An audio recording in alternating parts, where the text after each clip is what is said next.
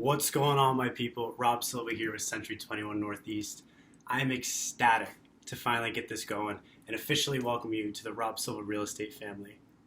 Now, as a valued member of this community, I take it as my own personal obligation to bring you all of the latest market trends, activities, sales statistics, and ultimately anything to keep you updated on all things real estate.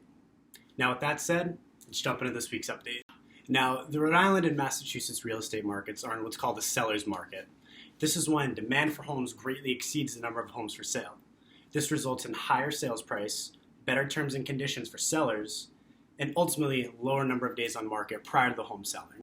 In fact, year over year, the number of homes for sale this last April of 2021 compared to April of 2020 is more than cut in half, from a total of 2,307 listings for sale in April of 2020 to only 1,133 listings for sale this last April of 2021. Demand for homes has also risen drastically due to low interest rates of banks, allowing for lower monthly payments.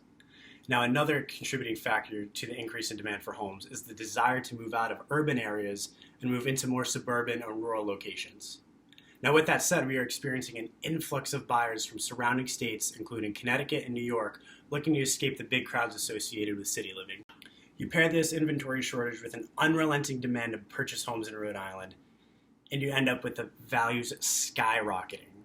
According to the Rhode Island statewide MLS, the average sales price has risen by nearly $15,000 each month the last 2 months respectively, and by $75,000 the last 2 years. So we can firmly establish that we are in fact in a seller's market. But what does this mean for you as a buyer or a seller? As a seller, you should be foaming at the mouth with excitement, as you are more than likely to get your home sold for top dollar with great terms and conditions.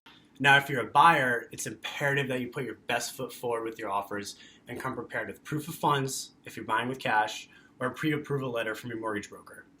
Also, please be prepared for bidding wars and the possibility of having to pay over the asking price. Bottom line, the real estate market in 2021 is a lot like the toilet paper shortage of 2020. So as a buyer, be prepared to throw a few elbows competing for properties, and as a seller, you just have to sit back and watch the madness unfold in your favor. That wraps up this week's market update. Be sure to check the email that came with this video for the actual hard statistics. And as always, please feel free to contact me anytime with questions you may have, or if you'd like to schedule a free consultation. I am always here for you guys, day or night, and I'll see you next week for another update.